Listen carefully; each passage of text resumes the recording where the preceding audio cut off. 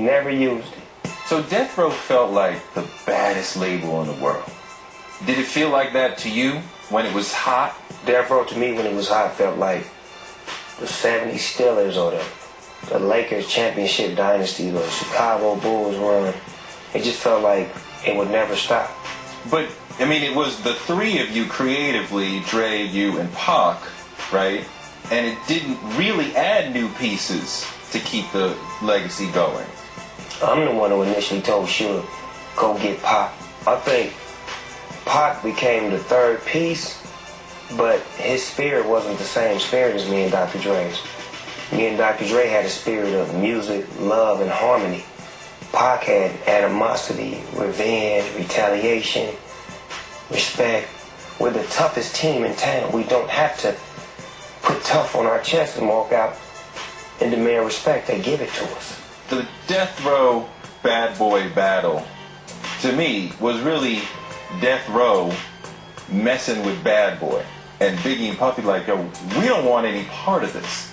I don't think it was messing with him. I just think it was personal. But I saw differently because I was friends with Pac, Biggie, Puffy, Suge, all at the same time.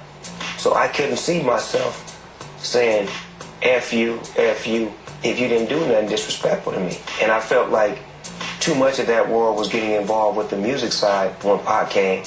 Our success was based on music, not beating people up or beefing. Do you think Suge killed Pac? I don't think Suge did, because that would be stupid for him to get himself shot at while he was in the car. Because I feel like the same people that was trying to kill Pac was trying to kill Suge. You know what I'm saying? Them bullets was coming for everything in that car. You know, Death Row ended kind of badly. Pac got killed. Dre got attacked in his home. Did you get bullied by the Suge? No, I ain't never get bullied at that.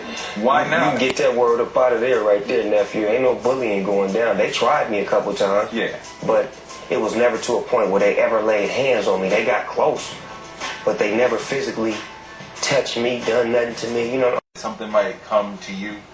At one point in time, I definitely was personally afraid when Biggie got killed, because it was uncalled for. But let's talk about Big and Pac. I mean, who do you think killed Pac? I don't know, because I was supposed to be there. I was supposed to be in the car with them, but, you know, situations was, you know, me and Pac had a little falling out a day or two before that in New York. What about Big? That I don't know, because actually I was on my way to that party, and from my understanding, it was a nice thing. It was cool. Everybody was west, east. It was all love. So to me, it just felt like a hater.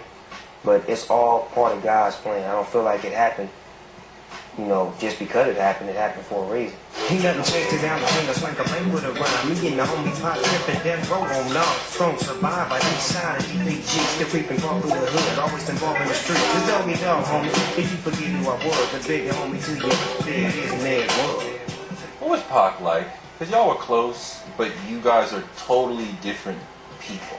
He was so energetic and loving, and, you know, one of the coolest homies that you ever wanted to be down with, because he just was real. I mean, he just was an inspiration. I mean, I've never been around nobody like him who inspired me to want to become a boss. He was all those things, but he was also had an unpredictability, an ill energy to him. You talk about the animosity that was in him. There was a lot of... But he was raised in the Black Panther culture, and I respected that fully. You know what I'm saying? Because I understand I come from the gangster world, which is similar to the Black Panther world. So that's why our similarities were so common, and that's why we could come together and become best of friends. See, people don't know me and Pac were friends before he got on Death Row. It wasn't Suge just waking up in the morning saying, I want Pac on the team, because Suge didn't ever have love for Pac.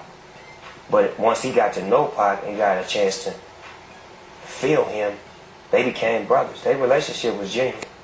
I mean, you were a big part of defrocking Suge, of really showing people we don't have to be scared of this guy anymore. But, I mean, why'd you have a guy who holds your stuff? You better be caught with than without, because you never know if that guy gonna freeze up. And I say that to say this. A couple of guys that got popped, if they'd have had things on them, they probably would still be here. And you could put 1 + 1 together and add that up and figure out what I'm trying to say. There's a lot